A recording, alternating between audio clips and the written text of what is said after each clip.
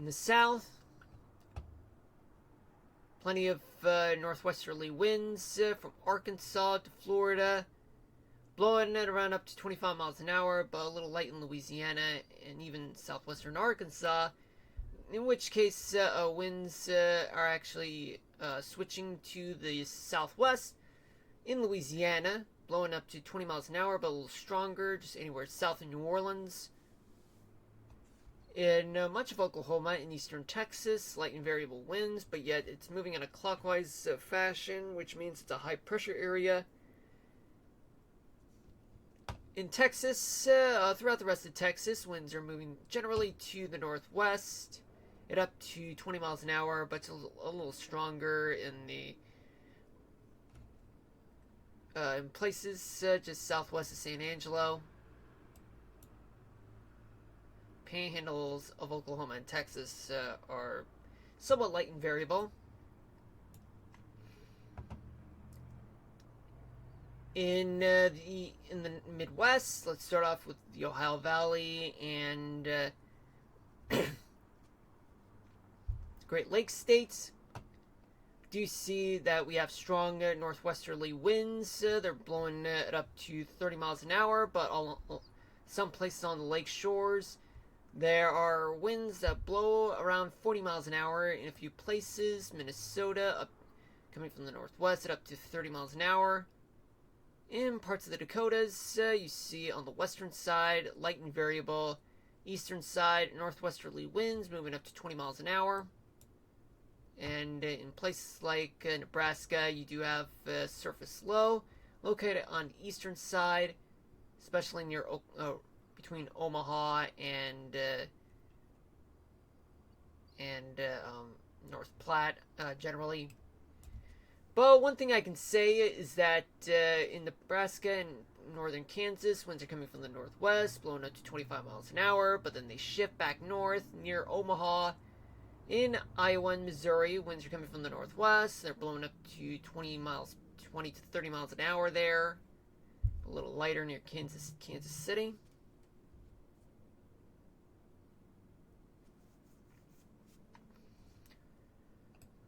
Now to the west. Okay, so much of the west does have light and variable winds depending on the terrain there.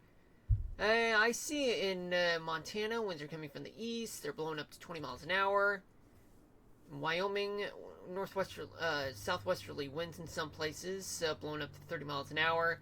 Plenty of light and variable winds throughout the Great Basin states and parts of the desert southwest, but it looks like on the southern part of those states of Arizona and New Mexico, winds moving to the west, just blowing up to 25 miles an hour. California, light and variable winds. Mostly winds are moving offshore to the south. And in the Pacific Northwest, somewhat light and variable winds on the eastern side of the Cascades, but along the coast, plenty of strong winds blowing to the north and then to the west in Washington State, where there is an area of strong low pressure area offshore, approaching places like the Pacific Northwest, like Seattle, Portland. Now we're going to dive deep into temperatures.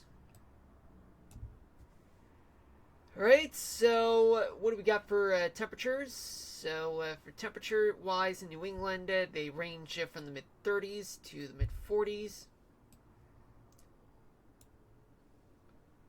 And in places like, New England, because of the winds, it'll feel like as though it's right around between the mid-20s to low 30s there.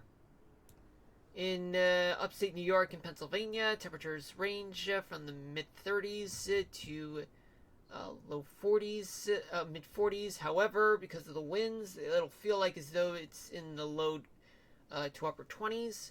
In the greater New York City area, winds are coming from the west. Temperatures, they're in the mid-40s, but with the winds, it'll feel like as though it's in the mid-30s. Then we move on to places like the Mid-Atlantic, where you do have we have temperatures that range from the mid-30s to the upper 40s all across the region, but those winds actually make it feel like as though that it's right around between the mid 20s to low 40s in some places. Let's go to the southeast.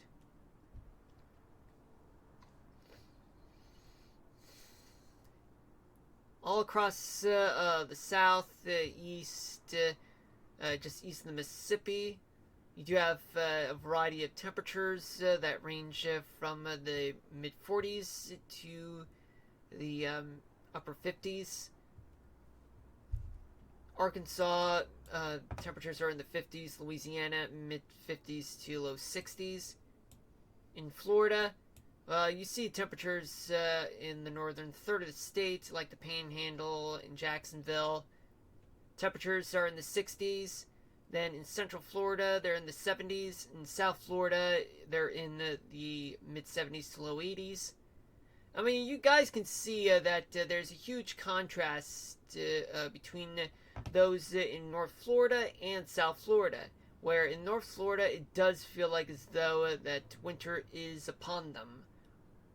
And in South Florida, what's winter? There's no winter here.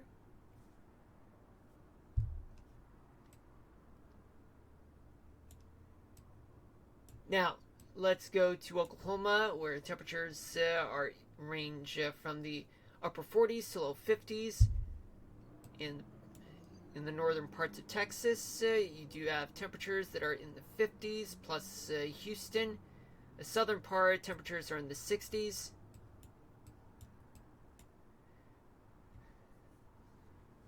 In the Ohio Valley, we do have temperatures that are in the 30s, but because of those strong winds, it feels like as though that they're experiencing temperatures in the low 20s.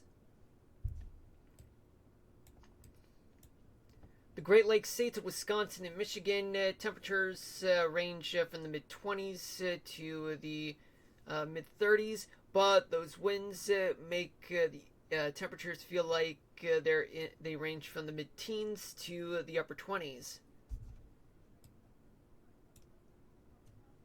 In Minnesota, you get temperatures all across the state. They're in the 20s, but because of the winds, it'll feel like as though it's in the teens. In North Dakota, temperatures range from the low teens to the mid 20s. South Dakota, temperatures range from the upper teens to mid 30s. Down the Missouri River we go. Nebraska has temperatures that range from the mid 30s to low 40s. Iowa ranging from the upper 20s to mid 30s. Kansas, temperatures range from they're in the 40s.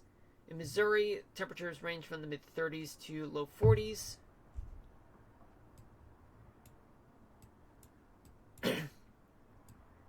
Excuse me. Montana, temperatures, they range from, well, let's just dive deep into what's going on.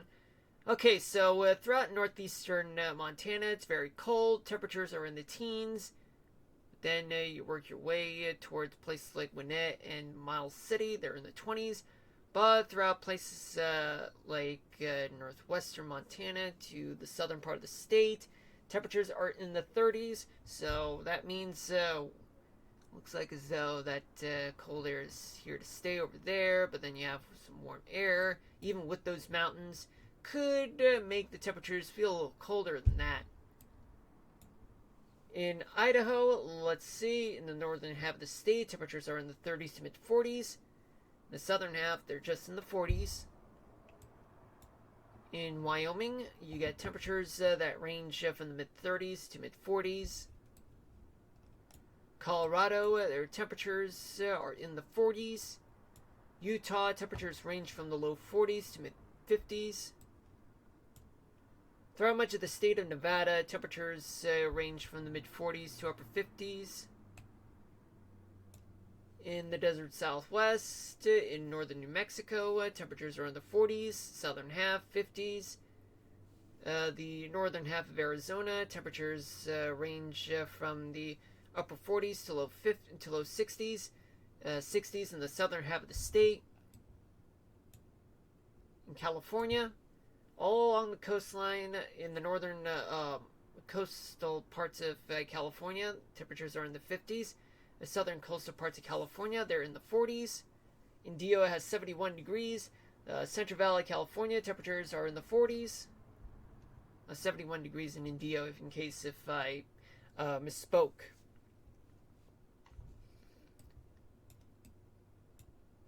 See what we got in the Pacific Northwest. We do have temperatures that range from the mid 30s to low 50s in Oregon.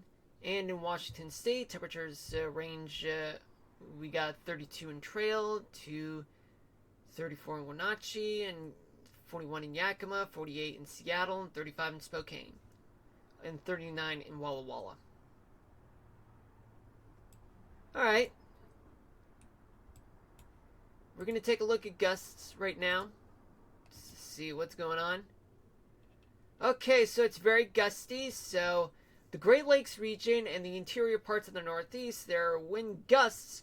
They're blown right between about 40 to 60, maybe some places 70 or 80 miles an hour, but just over the Great Lakes, though.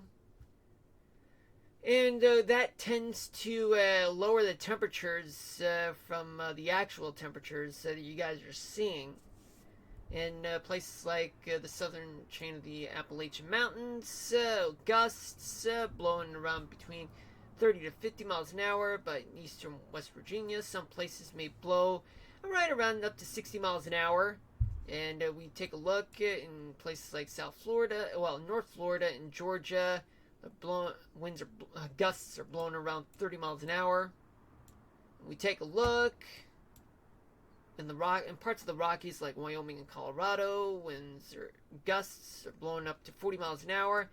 In some parts of Idaho and Oregon, on the Pacific Northwest, on the coastal side, gusts are blowing around 30 to 50 miles an hour, maybe close to 60 miles an hour.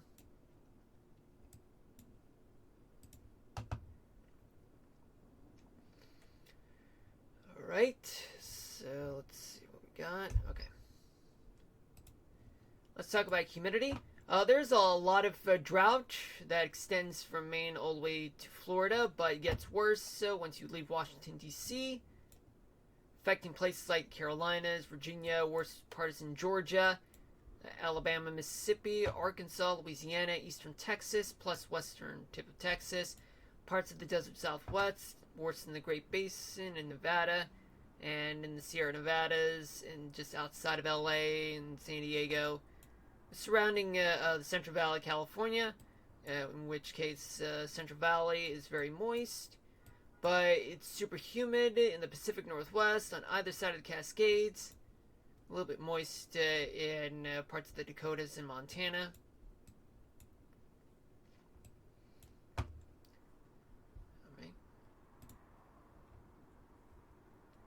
Alright, let's talk about rainfall accumulation, and we're gonna make it 24 hours.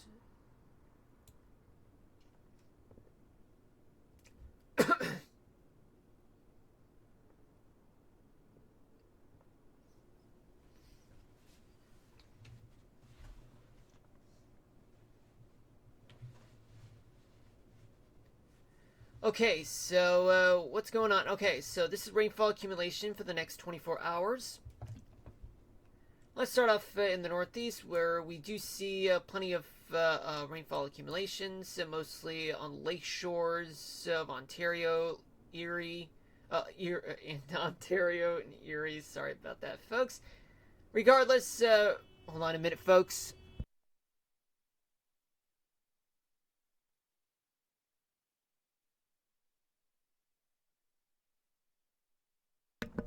Regardless, folks, we do have up to an inch of rainfall accumulation in the next 24 hours, just north of Utica, and right around the Erie area, just south Buffalo, and up to a tenth of an inch just northeast of Burlington. And in Michigan, some places could have as much as up to an inch of rain, just northeast of Traverse City, near Marquette. Nothing for Detroit and your Grand Rapids.